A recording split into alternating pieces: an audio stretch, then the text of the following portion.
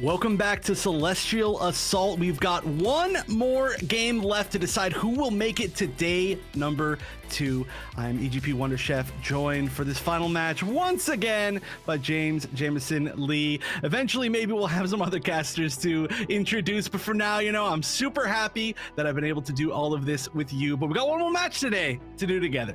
That's right. Loser semifinal. Tekka Dynasty versus BOZOS to see who will round out the top 3 that'll be playing tomorrow. Yeah, and these are both of the teams that have lost to the other teams that are in the winners finals. Now that was a little bit weird way to say that, but that means that they have not played each other. This is not a rematch. This is going to be a guaranteed pretty incredible match, I feel. But also, while we're waiting for this to begin, I have some updates. We actually do have some new events that were just confirmed for the Pilot Academy, and it's not going to be just the breakout series events, so you can do !Pilot Academy, I think, in chat. I'm sure that Craze will actually put the actual thing in chat, but if you want to check out, there's going to be a lot of events, and the competitive gun Evo scene is just going to grow more and more. So I'm super pumped to announce that, and let's make sure that we all sign up. But for now, these two teams, I mean, we just saw one heck of a showing from BOZOS, but Team Tekka Dynasty have been, I mean, they've just been fighting tooth and nail this entire day. Yeah, I mean, I feel like Team BOZOS might be able to run away with it with the momentum that they're playing on right now, especially, sometimes that you can cool down if you end up finishing off a match too fast. But BOZOS, they're coming off a win. There's only been about a 5-minute break, so they should still be hot. And the way that they were playing in the last match was absolutely stellar. Yeah. I mean, that pacing was 100% perfect. That was such a beautiful shot of them just catching out, the single turn A, turning it into a 6v5. Everything about that was so perfect. But also just all of their shots. I mean, in mono, we just saw some disgusting shots throughout that entire set. I expect to see it as well in this set. But it is going to be pretty interesting to see the map picks. Now, we do know, of course, this is, I think, one of the first times we really get to say, okay, I think that they might have an advantage on a certain type of map. And I would say BOZOS, knowing that they have a mono in particular, means that they may have an advantage in this sniper matchup. Now, I don't know exactly who the gym sniper player is on Team Tekka Dynasty. I'm not sure exactly who it's going to end up being, but overall, I don't know that we might have a chance of seeing anybody equal up mono with that showing that we've seen so far today. So we might see some bans on something like Harbor, or we might see some bans on something like, I mean, actually just the exact two maps that we just saw in that last match. And we might see an attempt to go a little bit closer, force the mono onto the Pale Rider, which obviously is not bad at all either, but you at least want to make it a little bit closer, because we do know that Dark Infestor is a very strong Pale Rider that they're pretty much always going to have on Team Tekka Dynasty. Yeah, it's a little awkward, right? When we saw Tekka Dynasty earlier on, they had 2 separate, I believe, gem sniper players. Gasman tried his hand at it along with Nox, and so both of them might just be flexible enough to do it, depending on what they want to flex to after the gem sniper pick. Initially, if you start off on Harbor, of course, we see a lot of teams kind of swap off from that gem sniper on offense onto point B to pick up something a little bit more flexible there. But it's great to see that both of those players have a pretty deep pool to really be able to pull upon, especially right now when there's so much flux when it comes to the meta in terms of compositions. Yeah, it is definitely great to see more flexibility in teams. Especially, it's really cool to see when multiple people will play the same suit over the course of a tournament on the same team. I think for a while we were seeing that out of, it might have been Sucky Vacuums. There was some team where they switched off who was playing Dom in particular. But we are going to see the Mountain R&D Lab banned straight out of the gate, so no chaotic matches there. At least we actually haven't seen as much Mountain R&D today as I thought we might, but now on the other side we get a chance to see what's going to get banned. Let's see if it is a longer range map, just trying to counter that sniper. Yeah, that's the Underground Command Center actually getting banned out here. So one of our gym sniper maps out of the pool now. Harbor City is still available. We'll see if it makes it through that, but with Flak Fort, Thermal Plant, Quarry all available, those are 100. Those are prime picks. We'll see if maybe we finally get our colony trading post at the end of the day, but I don't know. I'm starting to lose out hope. I am starting to lose hope too, but maybe eventually. I mean, hey, it's been the decider in two separate games, so it's not like it's just not getting picked ever, right? It just never went to the decider. We just needed to hope for some more 3-0s. But we are going to see the ban on. Oh, I'm sorry, we already saw the Underground Command Center ban, so we're going to see the ban on Mountain R&D Lab and Command Center really say the name of. Okay, there we go. Yeah, it's going to be Arbor City. I was going to say it really shows like two separate strategies, right? One wants to go longer range, the other one probably wants to go shorter range, and I'm assuming that whoever banned Mountain R&D is choosing Harbor City, and I kind of have to assume that it's BOZOS, but I could be very wrong on that. Yeah, but I would like to see, of course, maybe going back to Flak Fort, try to go back to old standard because I want to see what the neutral looks like in terms of the meta right now. I mean, Flak Fort was always kind of that litmus test of how teams want to really flesh out their composition, but we haven't really been able to see it today. We got to see it at the beginning of the day, I believe, and then we just kind of abandoned it for the rest of the stream. So quite possibly maybe a Flak Fort. Nope, it's going to be a Quarry pickup for map number 2. And I do agree with that. I mean, Gasman was putting in some work on the Barbados on that Quarry pick. Yeah. The Barbados has been still one of the key units really throughout all of today. You know, when it works or when it doesn't work, it really just changes the course of the entire set. And yeah, Quarry has been a pretty successful spot for it. It's also been a successful spot for the Exias, which it seems like we're seeing a little bit less. But again, last chance for Colony Trading Post. Let's see. We're going to get 2 more bans here. The last remaining map will be the decider, assuming that we do get it to a game 3. Although I got to say it again, I think this is one of our best chances for a game 3 that we might have almost the entire tournament coming on past this. But Thorough Plant is going to be banned. We're not going to see the domination matches. So now it's just all down to Flak Fort or Colony Trading Post. And it's so weird seeing, Flak Fort not being like the go-to for a lot of our squads when it's, I would say, one of the easier maps to play. It's going to be Colony Trading Post getting banned out. So Flak Fort will be our decider map if this one does go all the way to map number 3. Yeah, so I'm really still surprised. I know we keep saying it, but I am surprised. I agree with you that we're not seeing more Flak Fort. It just seemed like such a good test. It seemed like such a good neutral map. You start off here, and then you see where you want to go and how you want to change your style. But we are going to have, let's see, so it's going to be point capture, destruction, point capture again. So some pretty standard maps. The biggest thing here is that Harbor City is going to be long. So we're probably going to see the Gym Snipers again. I'd actually have to assume that we're going to see the Gym Snipers again. I know it's obvious that we would, but every time I call it, we're wrong. And Amano especially is going to show us off those shots. Hopefully. Yeah, Amano, has been a stellar hit scan player so far, even whether it was on the Pale Rider or on the Gym Sniper. I feel like, his ability to really just connect with the shots right now in the state that Gym Sniper is in with the nerfs coming out to Dom Rider, it is such a huge force really to be reckoned with. And I kind of feel like we might be able to see some more Gym Sniper in different maps. I mean, even though it's basically Underground Command Center and Harbor City where we predominantly see it, I feel like there is still a lot more room to actually utilize them in different maps.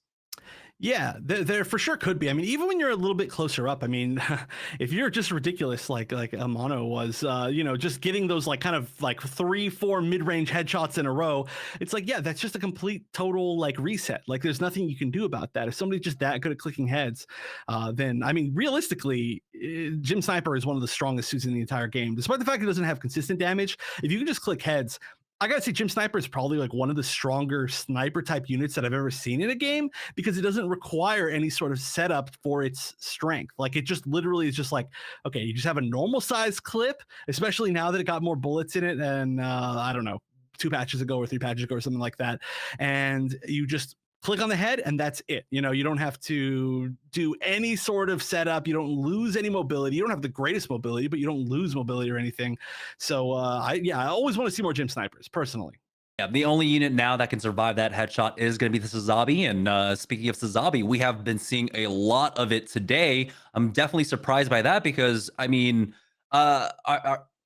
in our initial go of the breakout series, yeah, there was a lot of Sazabis, but when we came around to our second event, there was almost maybe it was like a 5% pick rate, 10% pick rate throughout the day. It fell out of favor, but now it's coming back and forth. So it's been amazing to see kind of how the flux of the composition has, or of the meta composition has been. Again, the only staple so far, it does seem like it's just the Dom Trooper. It's still 100% pick rate. Exia has fallen out of the 100% pick rate, basically. I mean, even in our last event, it was what, around 95% pick rate, I think, for the Exia. So it's been amazing to see the kind of flux when it comes to the meta compositions.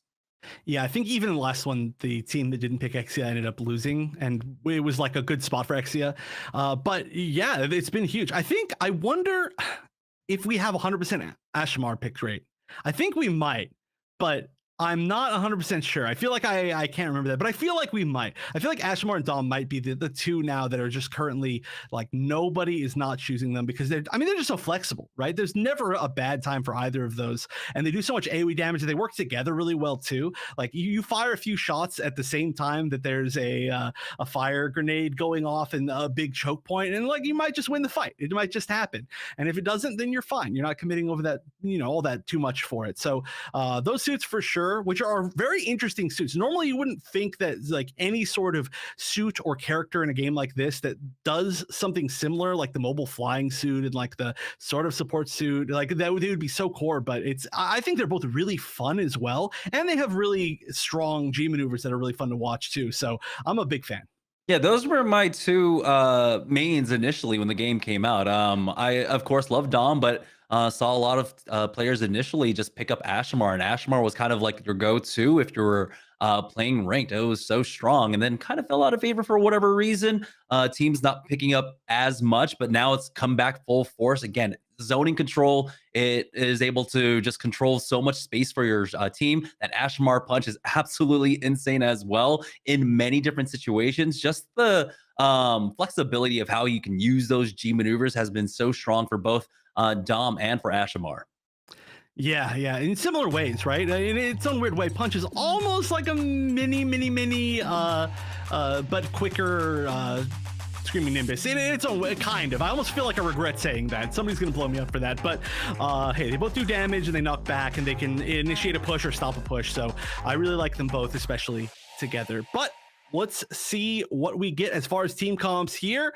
We are going to see Nox back on the Gym Sniper this time, and Amano on the Gym Sniper on the other side, as expected. Blue Jay is not going to be on the Exia, it's going to be on the Turn A Gundam, and Gasman as well is going to be on the Turn A Gundam. Yeah, so both sides going for double sniper here, but the difference might be that you have a little bit more damage on the side of the offense. And you know what? I completely agree with that, especially here on the first point of Harbor City. So having 3 damage dealers, especially longer range, now they're going to go ahead and get out the gates, and this is going to be the first engagement. Of course, that typical defensive hold a little bit further back, and they're actually really spread out. You can see that a lot of times teams would clump up on that left corner. Instead, they're playing far back on those triple stack buildings. But here they go, the initial engagement as Amano is going to try and go for that peek, and he gets taken out by Nox.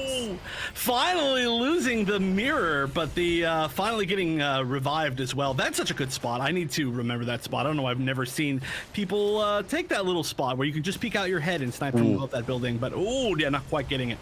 Amano super low there, has to back away, and you can see Nox actually playing front line here, but he gets triple peeked and gets taken out. But that's a 2-for-1 exchange now for the defense. Amano ends up getting res, or actually gets 1 res off as Gasman tries to take this duel up against the Dom Trooper, but you can see why you don't try to go for the 1v1 against the Dom.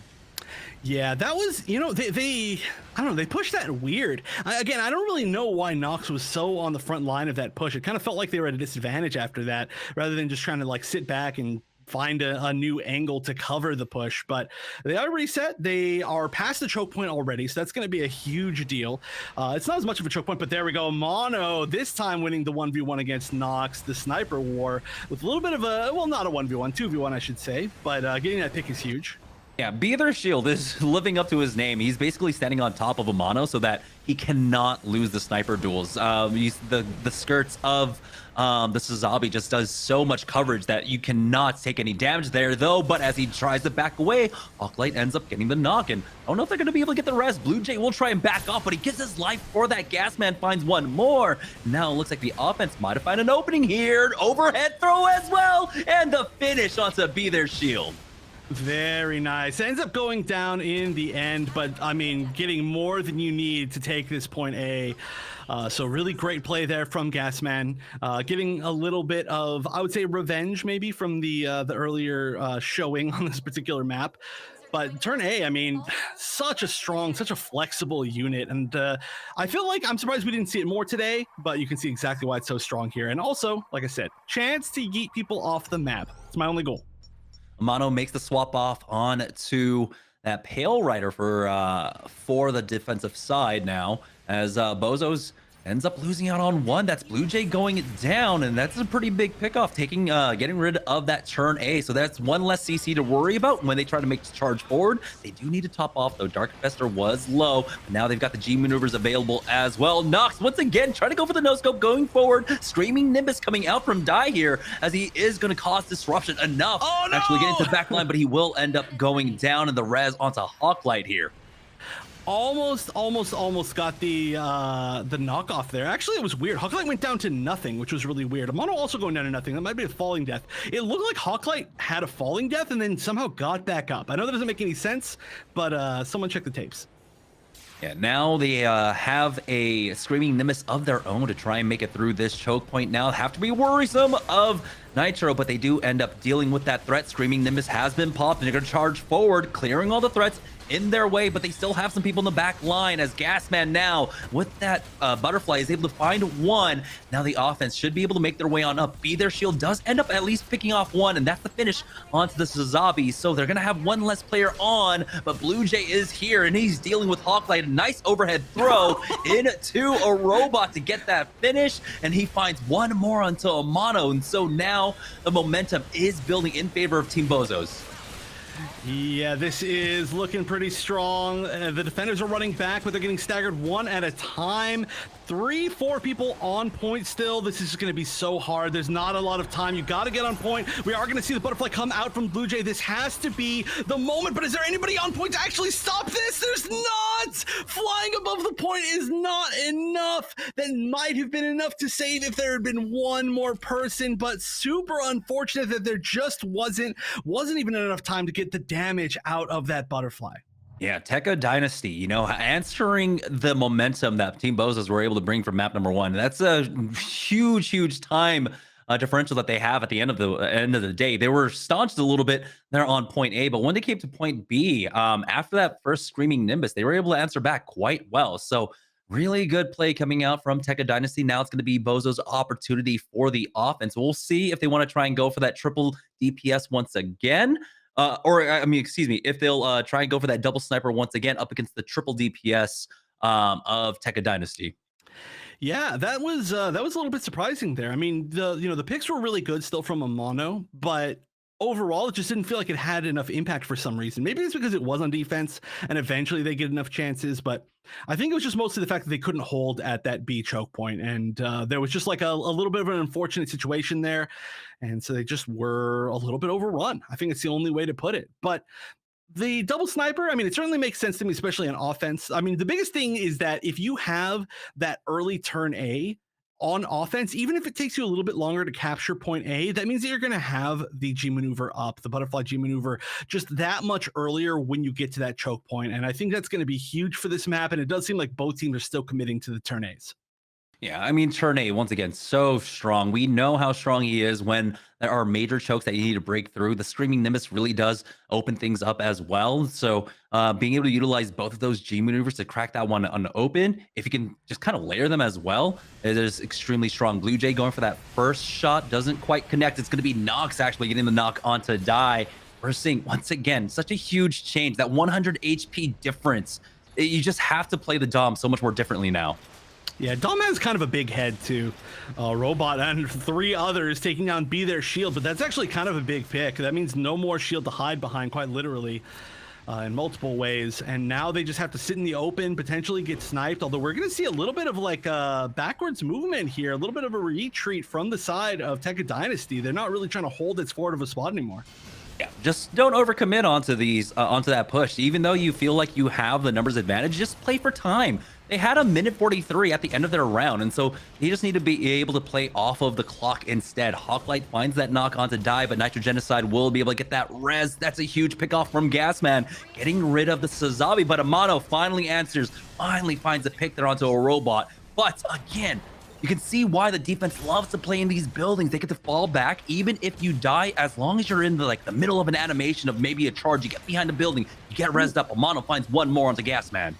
That looked like a hit on Nox, but it just must have just been barely not, although, oh, again, just barely. Nox has some good movement. I mean, we've seen Nox be a player that is really sneakily hard to kill on like multiple suits, but that's including the movement as a sniper. And you can see just kind of gliding around using that mobility. You know, you're not stuck in one place. You still have one dash, and it's working out pretty well. But this is a lot of the members of BOZOS pushing up, a lot of them getting picked, but this is going to be like a pretty even match, I think, still on this point, as they're almost done taking it.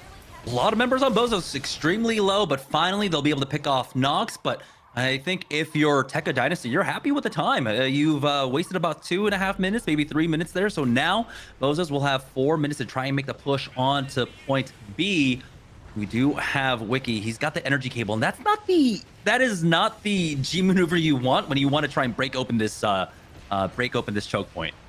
Yeah, that's you really need to have all of your resources. I mean, this basically becomes a resource management game a lot of the time in Harbor City. And a lot of times you see the G maneuvers that fall flat end up costing the entire game. But here we go. They did activate the recon G maneuver, as they say in game, and they're going to see where everybody is. But the counter push, actually, they're like, it doesn't matter if you can see us, if we let you see us. And a mono going down, that's going to be a full team kill. Yeah, Dark Infestor is going to have the Hades to play off of as well. If they chain that with the energy cable, that should be enough to buy a little bit more time. Or if they want to just commit only the Screaming Nimbus out from Hawklight, that could just be it. Again, it's all about chaining these G maneuvers to try and get as much value as possible. Try and work the clock of Team BOZOS, who are now down to 3 minutes. Yeah, this is, I mean, it's still plenty of time, you know, this is not looking that bad yet, but so far they just haven't been able to find anything even close. 3 G maneuvers up to 2 G maneuvers, and oh my gosh, just immediately getting picked, and that's actually an unfortunate time. So we are going to see Blue Jay get at least 1 pick here, 3 picks. Okay, that actually was a really, really amazing G maneuver, as we expect to see the combo of those 2 G maneuvers, the Mephis and the turn A, but can they turn this into a meaningful push? It doesn't even seem like they're that far forward yet. There's plenty of time for a lot of these defenders to run back, and it's starting to give them some time to regroup. You can see 4 of them here on this little ramp moving up to the point. They're giving up a lot of this time, though, without pushing. This might work out. The third tick actually comes on in. The Screaming Nimbus is a little bit late, but they're going to try and engage with that, and he ends up somehow surviving. What just happened there? It was like sheer force of will to keep it on there, and he does end up going down. But here's Gasman now to clean things up at the end of the fight, but someone is still on point. They do end up giving away 3 ticks, but the defense will hold. Oh, yeah, just barely, but hold on. Okay, actually getting that pickup right there was pretty big, because that might have been a chance to kind of get that sneakily capped back in. But instead, Nitro Genocide is going to be moving all the way back, and they're back at the choke point. Luckily, they're going to move a little bit forward from the choke point. And Amano, of course, earlier did switch back off of that Gym Sniper, and is going to be pulling a lot of damage here. They're getting their first pick, and the turret's down. This could be the point. They only need 1 tick. And they're going to try and focus down 1, but it looks like Nox, with that swap off onto the Ashmar, will be able to find 2. Now things are looking bad, as they need to actually get back onto the point. They need to regroup here more than anything else, and now they're just staggering. This is just time being wasted from the offense, and if you're TKD, you are so happy to be able to pick these up, because not only do you get the staggers, not only do you work out the clock, but now you're able to push up for this choke once more. Yeah, those were huge staggers. All right, G maneuvers up. Nox has punch, and nobody else in the game has anything. There is a chance that we could build back up to Amano's Hades, a chance that we could build up to Nitro's punch as well, but there's not that much on board. Let's see if this punch ends up meaning anything potentially. This could be the perfect time to use it as soon as they push. 30 seconds remaining here, and they still have to go through this choke, make it onto the point. Now Dai ends up finding one onto a robot, but there is the punch. Amano getting burned down as well. Gasman is in with the Barbados to finish him off, but they end up losing out too. Still though, in the scramble to try and get onto the point, it looks like they are able to find a few more. Nitro Genocide is here for his squad, but he needs to deal with the robot on the high ground. Now they've got 3 members, and Hawklight coming in from behind. He is so close to that Screaming Nimbus. He just needs to connect with one more. The punch coming up from Nitro Genocide does not quite connect, and there it is, the Screaming Nimbus for Hawklight to put an end to this offense. Blue Jay only finds one with that Trans Am. It's not going to be enough. Hawklight somehow survives, backs away. Never mind, he gets taken out, but it looks like TKD have done enough, and they'll be able to take this map.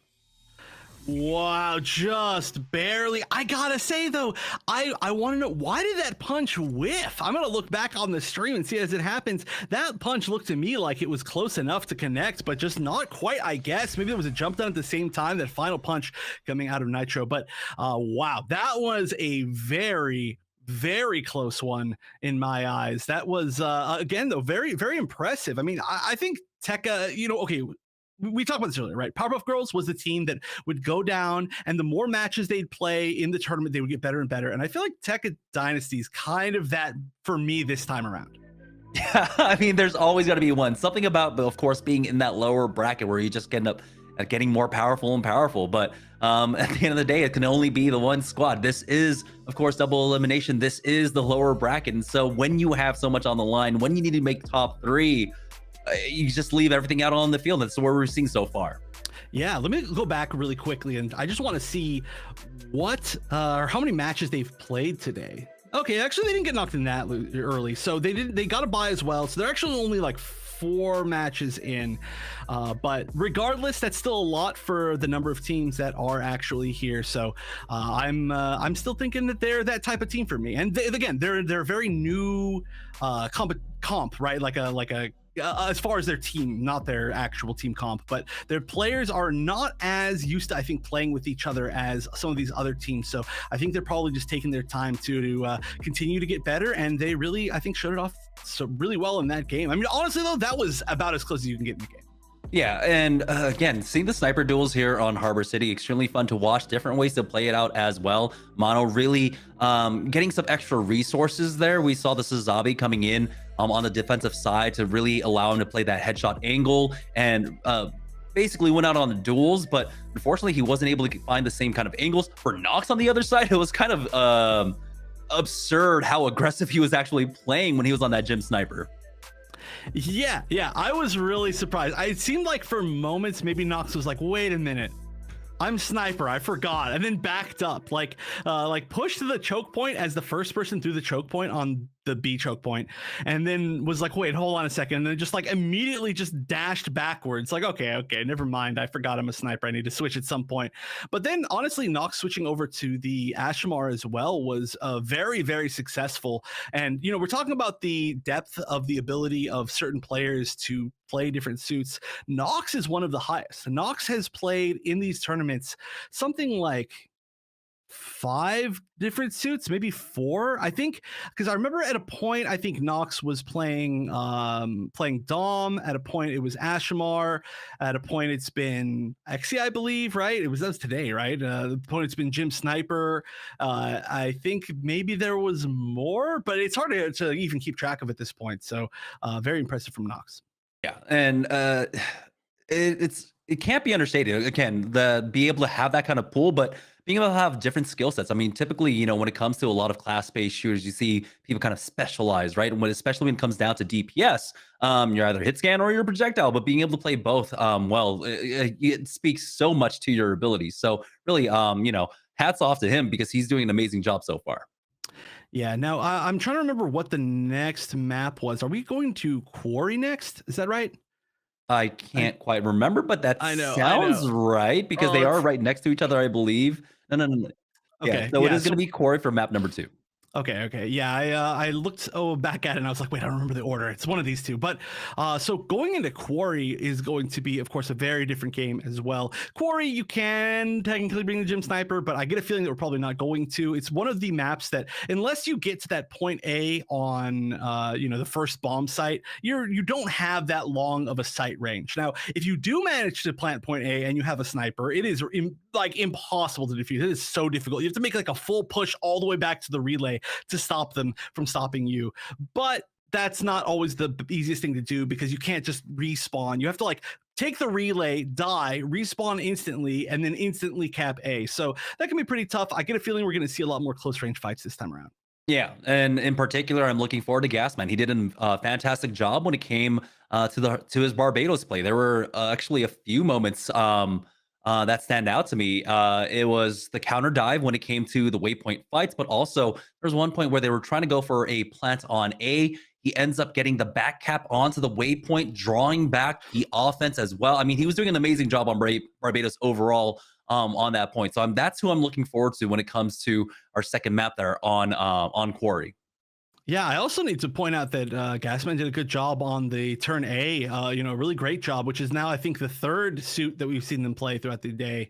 Again, with that particular team just has so many different players that can play different suits. But yeah, I agree. It's an interesting style of Barbados, too. I almost want to say it was like an Exia style of Barbados on this map, where you really use that mobility to not be just sitting at a corner and just like waiting with your hammer, like your life ends 30 minutes from now, but you wait out of range. The moment that somebody pushes in, you're just like zoop, and you're over there and you're counter pushing, and it worked really well. It worked really, really well. And in the match that we saw earlier, there wasn't Exia playing a similar way, so it really felt like connected there. But Barbados, again, kind of the suit of the day in its own way. Yeah, we'll see if we also have the swap offs onto unicorns. We're not seeing as much unicorn throughout the day today, but here on Quarry, I believe that's where we're going to be seeing the swaps once again, especially when teams want to play that death volley style a little bit more on when you're holding on the defense, that left-hand side of the waypoint, and really clumping together for that extra armor. Again, there aren't too many health packs to really be able to utilize, while the offense have a lot more to be able to keep their heals on up. So we're going to be seeing the unicorns again. I want to see Barbados play coming out from Gasman, and of course Ashmar play overall. Ashmar is so strong to be able to compound upon the dive from a far range with that napalm, with that fire AoE. Yeah, it's I mentioned earlier, good on every single map in the game. There's not a single situation where an Ashmar is not useful, but we saw some especially strong punches in that last the last game, so wouldn't be surprised to see it again. Let's see what we see. Blue Jay, with that really effective Trans Am usage so far, is going to be back on that Exia, and Gasman is going to be back on the Barbados. The turn A's have disappeared. Yeah, Wiki does end up making the swap off onto the Unicorn for the defense, but for the offense, like I said, because they have so many more packs to really be able to utilize here on that waypoint fight, they're going to go for that single heal coming out from that Methus. Here's the first dive. Hawklight gets that first knock on to dive, but it's traded. Azor going down here for the offense. Again, they have the runbacks that are a little bit quicker. These are just trades out now. We'll see if TKD can try and capitalize, but Amano ends up finding a few more picks there, and now Nitro Genocide finishing things off. And despite being able to get that relay, they actually ran past. Nox actually gets the plant, it seems. Yeah, it just goes for, it's a great strategy, right? It's a really consistent strategy, because if you start the plant, you have to go back. The team just has to go back. They kind of have to give up the relay. They can send like one person back to the relay or a few people, but realistically, if the rest of your team is just sitting there trying to take the relay, you're gonna win that fight because you have made them come to you. And that's all that Nox is doing. Nox isn't even going for the full plant, right? You can see just starting the plant and then backing up. So then starting the plant, then backing up, trying to play safe. And while that's happening, what's happening? The entire team is winning this fight, taking the relay, and now there's a stagger that they might be able to take advantage of, pushing to either A or B. It looks like B. Nox does finally get dealt with, but again, he's done his job. He split apart the defense. Now they have to kind of split themselves up to defend both A and B. Now the bulk of the army, bulk of the offense is here on the B site, but looks like they're going to meet a lot of resistance. Be their shield, finding that knock onto Gasman. They kind of have to reapproach this one. Azor ends up running into the minefield of Die there. Now it's going to be a full regroup coming out from the offense. Yeah, ooh. Nitro going down right there, and we have a very low Exia in this corner, still somehow managing to stay up, not for that much longer.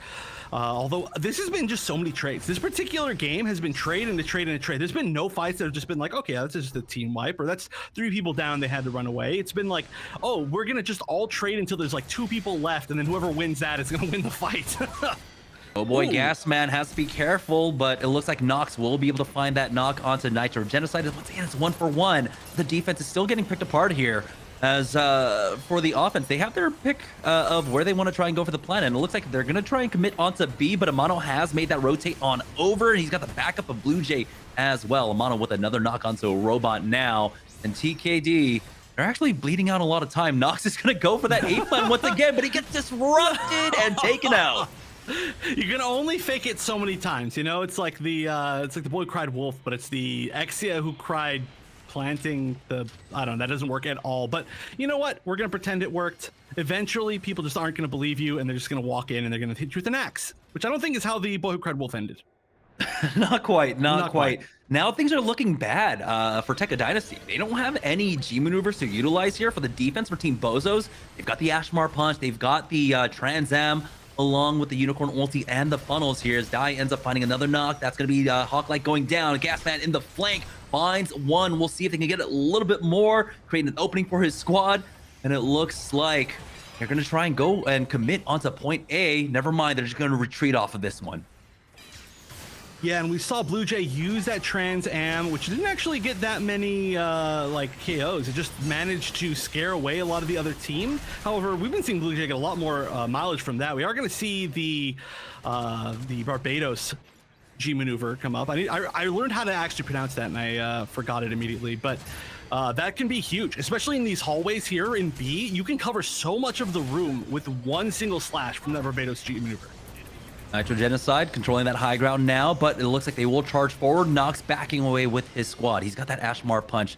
If they try to go for that plant, just to disrupt it, huge damage out onto Nox, but once again, he is out with the mobility of that Exia as Gasman pops his G maneuver, finds one. We'll see if he can get a little bit more. Nox is backing up as well, but again, they have to start playing around the defense here, but they end up going down. Dark Infestor now charging forward. He doesn't have his heal. He will have it now in time to keep his team topped off, but a huge punch from Nitro Genocide as the time ticks away, and that's going to be a full hold coming out from the defense.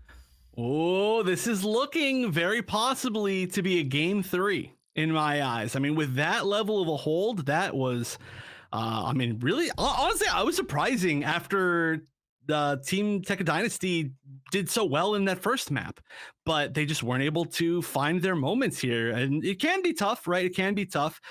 You can kind of get staggered or split up on this point, especially when you're on offense. But now it's time for them to actually show their defensive capabilities. And they were going to double melee, right? Which is a little bit higher risk, high reward, I would say. And it just ended up not paying off. Even though the melee both did very, very well, it just seemed like, again, they weren't able to make anything stick, which is kind of a common factor, especially against this current version of Team BOZOS. I don't know why. They're just really good at not letting people quite get off what they need to.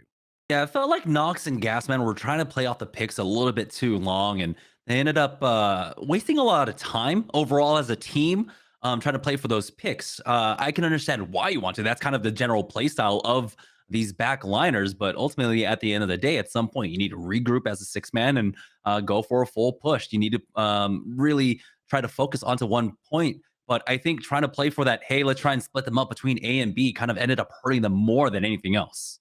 Yeah, I agree. I mean, especially playing double melee, you could potentially just run through an entire room of B, you know, either the top floor or the bottom floor, or just have melee on both. And you could just destroy every single person that's in there, especially if you've got the G maneuver from the Barbados. Like, I'm telling you, that is just so strong in that room. It's really, really hard to turn around fully to deal with it too, but they just never were able to get that situation. So now they've got to work really hard on this defense. Jim Sniper for Amano 76 here on the offense. We'll see if he can get that initial pick off. It can be huge for them. And I don't know if Tekka Dynasty know that there is a Jim Sniper. Now, Gasman does end up getting a knock, and Dai finds one more. There is the res.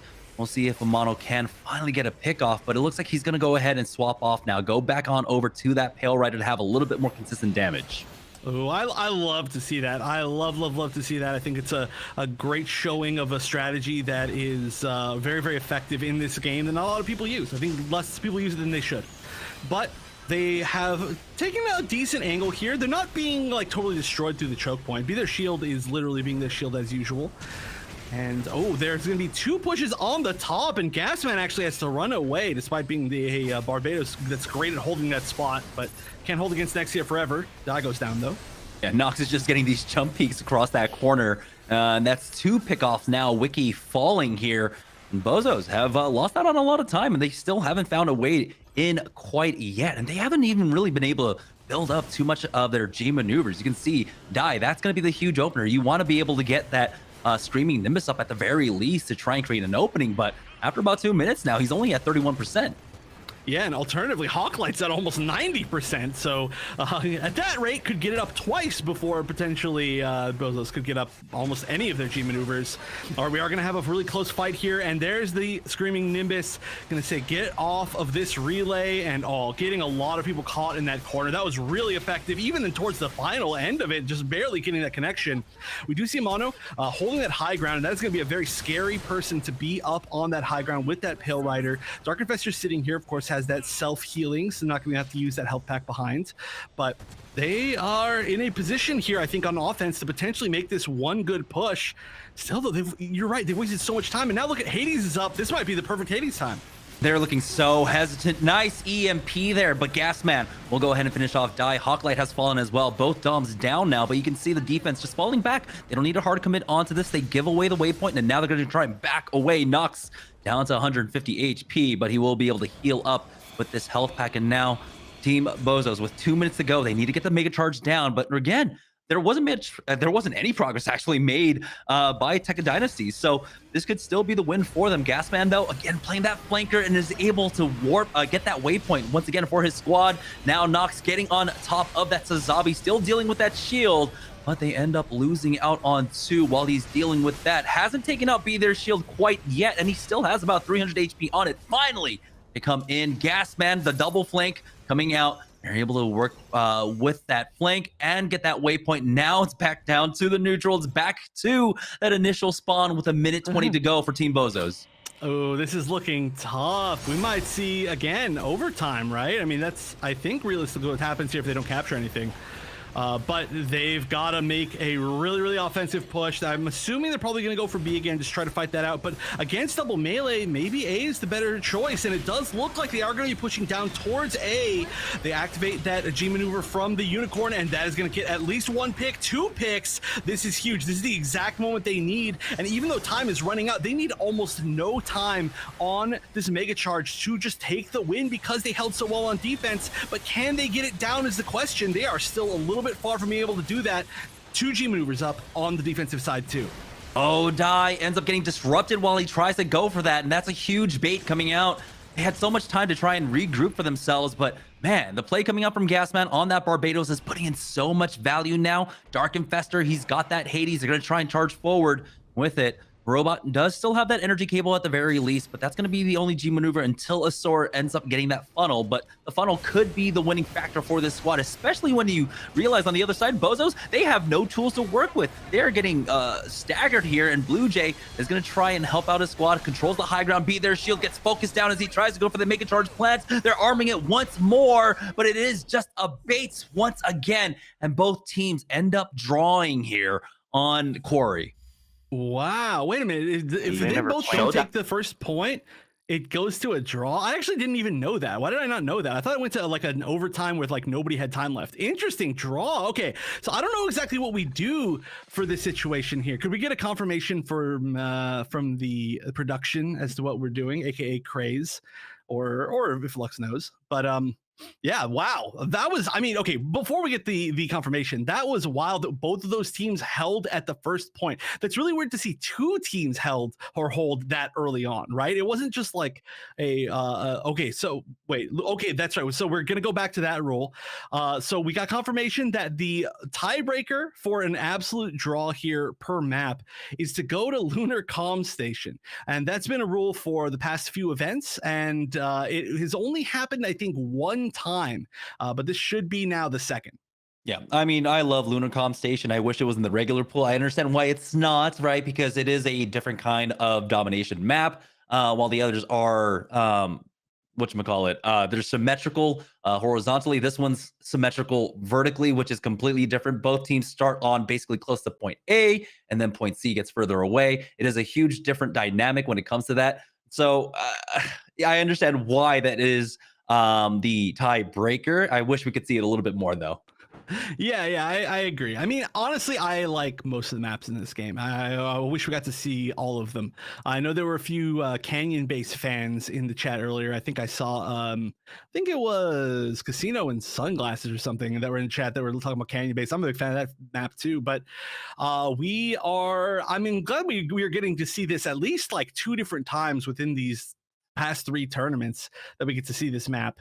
But the reason why this is the tiebreaker is that I think it was the closest to so originally the map pool was decided by a vote based on the actual players, and I think it was like one of the closest to making it into the actual map pool while still being a domination mission, so there's no actual chance of tying, so there's going to be a winner. I'm pretty sure that's the overall reasoning why. Craze or anybody, feel free to correct me, but when there's a draw, you got to do something with it, and this is the actual tiebreaker. So I actually feel like this is going to be really nice for Team Tekka Dynasty, who are already comfortable playing that double melee comp. Yeah, this is one of those maps where there are a lot of different ways to try and get the flank on the teams. You have basically 3 lanes up and down the map that you can really utilize to try and get the flanks, and you can even get over a lot of the buildings as well as that Exia or as that Barbados. And so they have multiple approaches. It's not just the lanes; it's every single angle basically to be able to come in. And seeing what they were able to do basically on the defense there, Gasman along with the Exia. This is a very, very scary proposition if you're Team BOZOS and you're trying to send it to map number 3. Yeah.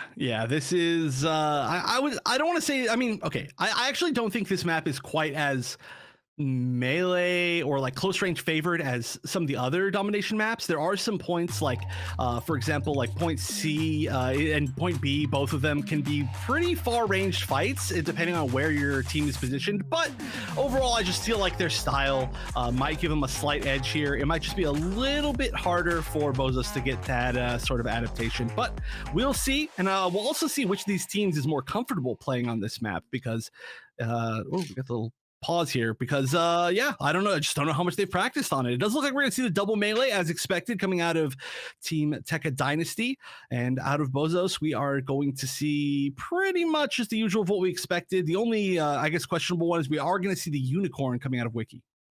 Yeah, and this is such a tough ask, especially if you're on for the Bozo side, for Blue Jay, who's playing that singular melee, right? When you have 2 threats, when you got both Nox and Gasman on Exia on Barbados, it's if you don't have someone else as an enabler, it's so hard to get things done as that Exia right now. A lot more resources are being put into a mono, which makes it so much more difficult for Blue Jay to get anything done. It's going to be point C actually unlocking for our first point here. I actually like point C as the first point on this map. It becomes a lot less chaotic. Oh, wow, they're already there. Oh, I didn't even realize. I thought this map hadn't even started yet.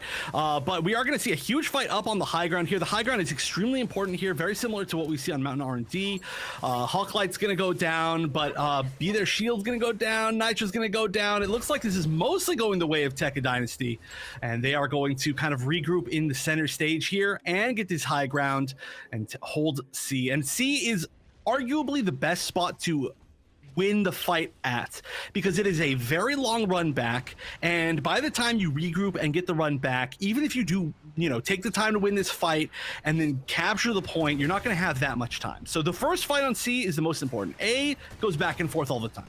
Yeah, Tekka Dynasty really showed us why trampolines are such a dangerous thing to have, regardless of whether it's for robots or for children, and everyone's just bouncing around. Now Gasman falls back. He does have that mega health back to play off of here, and I'm surprised that they're actually trying to come in for this. There's only 10 seconds remaining here before it swaps off on over to B, but I guess if you end up getting this pick and the team fight win, you can just go ahead and control B. They don't get really any progress onto C site, but they end up getting the kills at the very least, and it looks like they didn't really lose anyone for it. Be Their Shield is up. It's a full 6-man now for BOZOS, but there's still plenty of time now for Tekka Dynasty to come in as a full 6-man.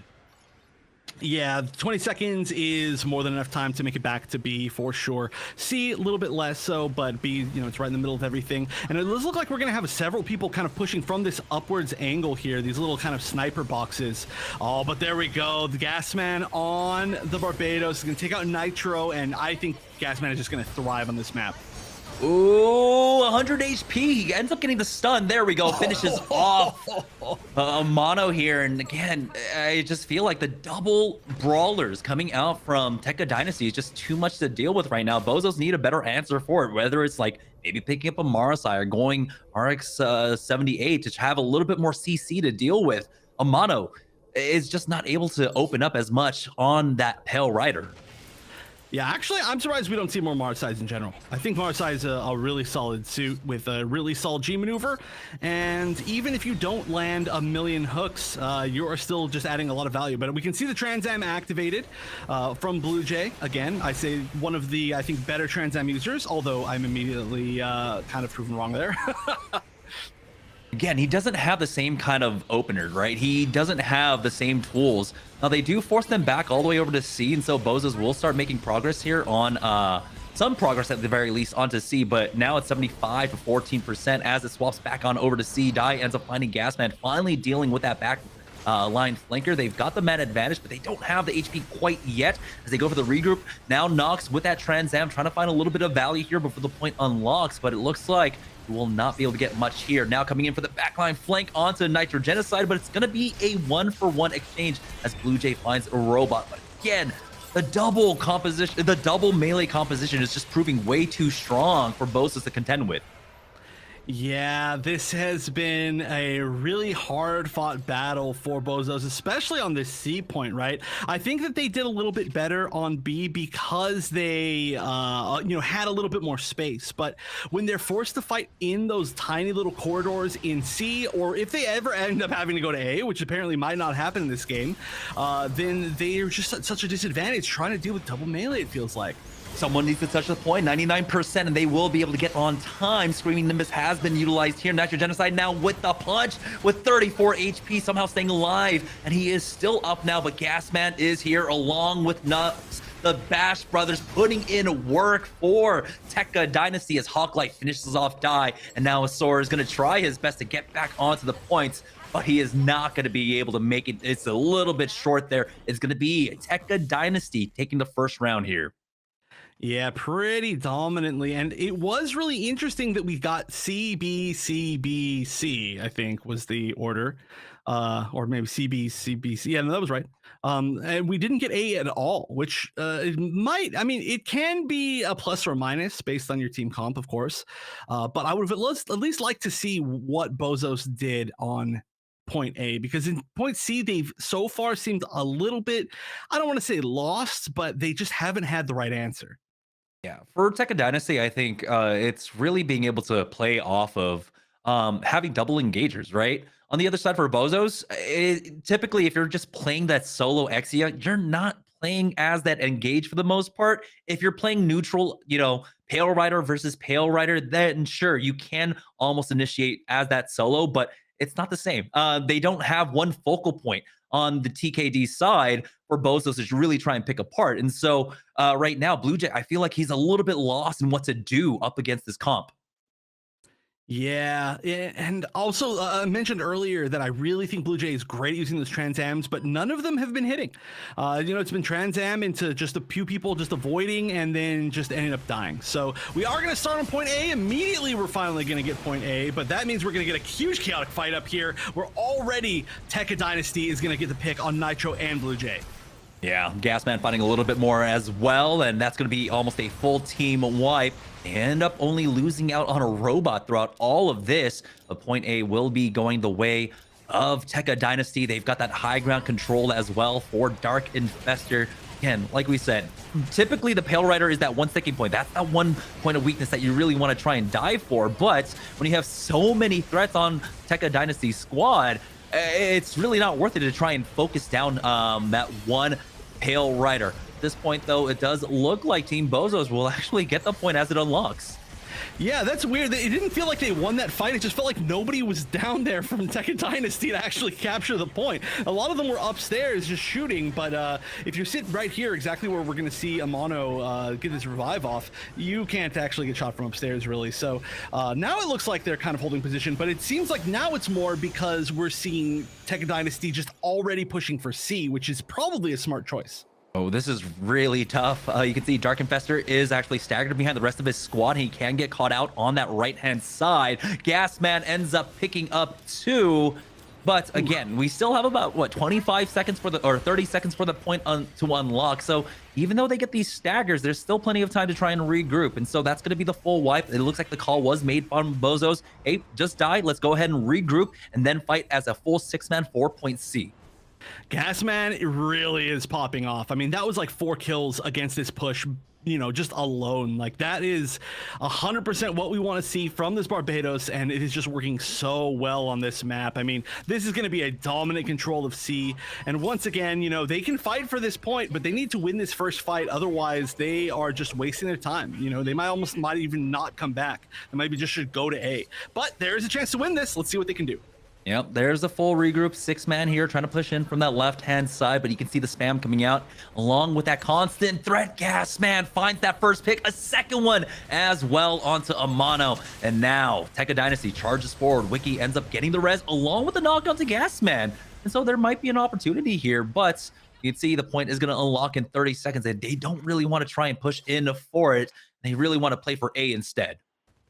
Yeah, I feel like that does really make sense to try and just go for A. C, it's such a long run back, and you have to fight your way to through 2 high grounds. You have to move up 1 ramp and then move up a 2nd ramp, and then by that time you're like, wait a minute, we're already at the other point. But it does seem like Tekka Dynasty is just in control of A, so strong here. Here's the Hades though. Hades popped, and I'm wondering if the energy cable is actually down and ends up running out here. He hasn't found a pick quite yet. There it is, onto Hawklight now from the low ground. Wiki is extremely low as a robot ends up getting the res onto Hawklight, so it's still a 6v6, but there are so many G maneuvers online. Tramzam coming in, Nox trying to get into the back line, but a robot is there with the follow-up damage. 3 picked off from the BOZOS squad. Die is the only one to answer back, but the res might come through. No, Nox gets finished off, but still, he put in the work and he was able to control the point. Blue Jay is here with his own Transam, but he doesn't get the same kind of value. Nitro Genocide with that Ashmar punch, and now the Screaming Nimbus answered back from Hawklight to deal with this. As that point unlocks, it will be Tekka Dynasty taking control. Yeah, that was a perfectly timed Screaming Nimbus, but now the problem is they need to actually win this fight. I mean, they've done a great job of doing a ton of damage, especially after that Screaming Nimbus, but the fact that it managed to kind of separate the entire team of BOZOS was so good, and that is going to be most of the team down. Gasman even gets revived. We're about to be at 3 G maneuvers for Tekka Dynasty, and only 1 Screaming Nimbus is coming up pretty soon for BOZOS. Funnels, it's Hades, and that's a knock onto Wiki along with that finish 6v5 as Blue Jay is on the Zaku 2 range to try and deal with this, but it's a 1-for-1 exchange. Now swapping on over to point B, you can see Tekka Dynasty now making that rotate on over to try and control the high ground, but it looks like the line of engagement has been drawn right down here in the middle. Die has to be careful. He is low, but he's got the Screaming Nimbus now to give him some extra tankiness if he wants to go for the engage. He has to be wary some of Gasman now, but it's a Soar with the funnels that finds the knock on the Die.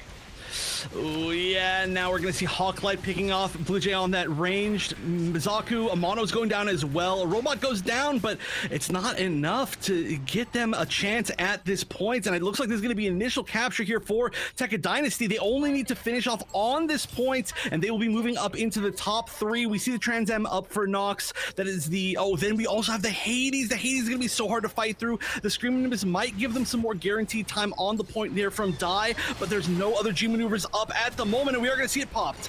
Oh boy, he might be able to get the knock at the very least onto the Dom, but again, he's getting focused down. The Hades has been popped. The Transam is there for Nox as well, and he is able to pick up those kills. Dark Infestor finding 2 with that Hades, and it looks like it's going to be Tekka Dynasty sending themselves to the semifinals finish.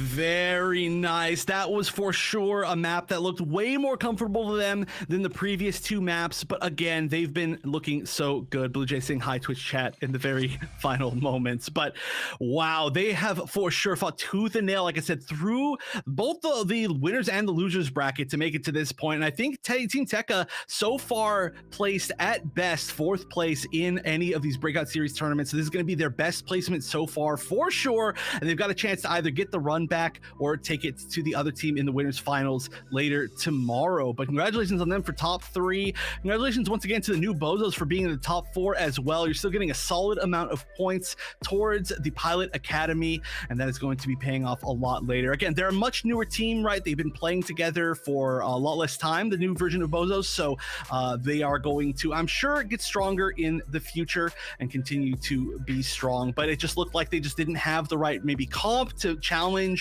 the comp of Tekka Dynasty on that level.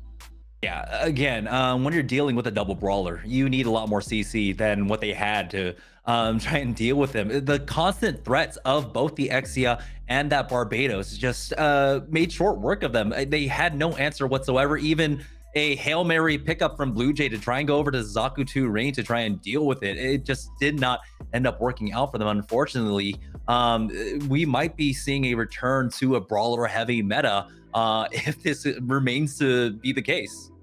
You know, it might be, or it might just be that there was some sort of counter that we didn't end up seeing. But, you know, that set only got to that point because they were so close and they were tied so evenly on that map. So we're not going to get a chance to see them battle out until at least the next tournament, which is a little bit unfortunate because I would love to see that get a little bit further in that set, right? It seemed like there was some adaptation going on, and I feel like BOZOS really had the opportunity to find an answer, and they just didn't quite find it in time. But you know, that's the thing about this series. I just mentioned, you know, the Pilot Academy is 3 new tournaments. We've already got a ton of the breakout series tournaments that are still in the future. Again, I think it's !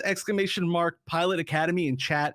Again, I'm sure Craze will post that for me, but you can check out all the different tournaments. And you know, this is just one of many tournaments, and BOZOS for sure will come back strong. But that does mean that we're set for our top 3 guaranteed. We are going to be having Team Mafty versus IQ in the winners finals, and then Team Tekka Dynasty with their highest placement so far in the lower bracket finals, in the losers finals for tomorrow. Yeah, and I can't wait to see it. Again, we saw some amazing play coming out from both IQ and Mafty, and honestly, Mafty, that composition, that team, I want to see a lot more out of. We only got to see the one match, and so I feel like they still have a lot in store for us. I agree as well. Now, you know, normally we have some post-day stats. I'm not 100% sure if we've got these all good to go. If we do, Lux, I mean, I'd love to see it, of course, because this has been a really different day than a lot of the other tournaments. And honestly, we've seen that, you know, from Halloween Havoc to Gundam's Grace. We've seen a lot of changes in the meta, in the play styles, in the players, in the teams, like the actual teams that players are on. And we can actually see the bracket here as we've set up our final 3, where that's going to be Tekka Dynasty, of course, in that TBD spot in the lower finals. But shout outs again to every single team who entered today. You know, they going through 4th with BOZOS to Satori's Esports, which unfortunately we didn't get a chance to see on stream. I feel like that's a little bit of a crime. They played really well today.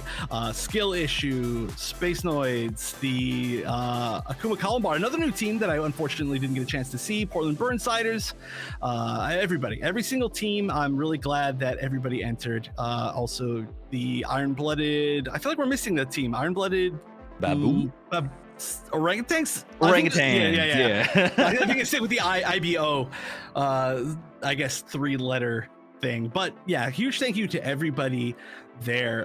Do we have the map stats for today? If not, maybe that's going to come at the end of tomorrow. I guess maybe we don't, but yeah, regardless, huge thank you again to every single person who signed up for this. We are super glad to see everybody just continuing to improve. You know, when I got a chance to rewatch, again, unfortunately I was working during the entire of the last, you know, big Gundam official tournament, but when I got a chance to rewatch, I was seeing all the names I was familiar with. You know, for example, like all of everybody that's on Team Mafty. You know, I'm like, oh, these are all the people that were in the breakout series, and it's super cool to see. And I'm like, oh, it's so sick that like I got to see them, you know, play together together and like do really well. Then everybody who was in, of course, the Team Toto 1010 fans. And I'm like, oh yeah, it's just all the, everybody that we see all the time. It's super great to see everybody do it really well. Yeah, and again, just seeing the exploration, like the evolution of the competitive scene so far. It's great that today we didn't have just one standout unit, one standout composition. Everything felt like it was in flux, and there's a lot of chaos ultimately. But being able to see so many different players from different positions being able to have their own moments in the sun was just a nice, refreshing change of pace when in the last few events, it's always been like, hey, or it was one unit kind of dominating the day. Yeah. The meta is looking very healthy, is the way that I'll say it. We were seeing a lot of people pop off with a lot of different suits, and I just want to see that continue in the future. Although we didn't see any new Gundam, hopefully we'll see that in the future. But that is still a possibility. Like I mentioned, we're just down to the top 3. The tournament's not over by a long shot. These day 2s so far for all of these events have been incredible. We have had some of the best moments that we've ever had. So tomorrow you're going to have to be sure to tune in. It's going to be, of course, here on the GENL_GG channel. It is going to be starting at 2 p.m. Eastern or 11 a.m. Pacific, so the same time that we started the broadcast today. And of course, we will be moving through the winners finals, the losers finals, and the grand finals to see who our champions will be, who will be taking home most of those points too for the Pilot Academy for the first time. So that's going to be very exciting to see. But Jamerson, any last comments that you have before we close out for day 1?